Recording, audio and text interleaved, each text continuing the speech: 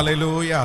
3 உதவிகள். ஒன்று, நம்பர் 1, முதலாவதாக கர்த்தர் நம்மை எவ்வளோ பெரிய பிரச்சனையிலிருந்தும் நம்மளை காப்பாற்றணும்னு ஆண்டவர் நினைச்சாருன்னா ஃபர்ஸ்ட் என்ன பண்றாரு அப்படின்னா நம்முடைய இருதயத்தை ஸ்ட்ராங் பண்ணிடுறாரு, உங்களை தைரியப்படுத்துறாரு.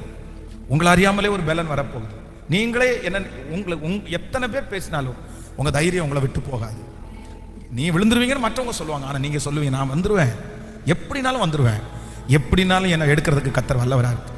சிலருடைய மனசுக்குள்ள இந்த மாதிரி ஒரு சின்ன தைரியம் வருது பாருங்களேன். எவ்வளோ பேர் சொன்னாலும், டாக்டரே சொன்னாலும் உங்களுக்குள்ள ஒண்ணு வருது, இல்ல இல்ல இல்ல இல்ல நீ பொழைச்சிருவடா, நீ வெளியே வந்துருவடா, நீ ஒரு நாள் நிப்படா, சரியாயிரும் அப்படின்னு சொல்லுதான் பாருங்க. இது சாதாரணமா வருதுன்னு நினைக்காதீங்க. இது கர்த்தர் உங்க கூட இருக்கிறதுனால கர்த்தர் உங்களை தைரியப்படுத்துறாரு.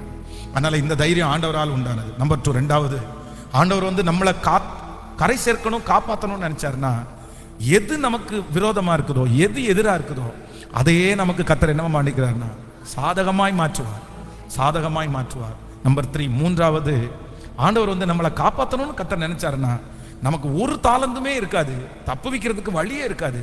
ஆனா கர்த்தர் ஒரு சின்ன கையளவு மேகத்தை கர்த்தர் கொடுத்து, சின்ன ஒரு உதவியை கொடுத்து கர்த்தர் நம்மை பெருக பண்ணுகிறதற்கு கர்த்தர் வல்லவராக இருக்கிறார். எத்தனை பேர் விசுவாசிக்கிறீர்கள்?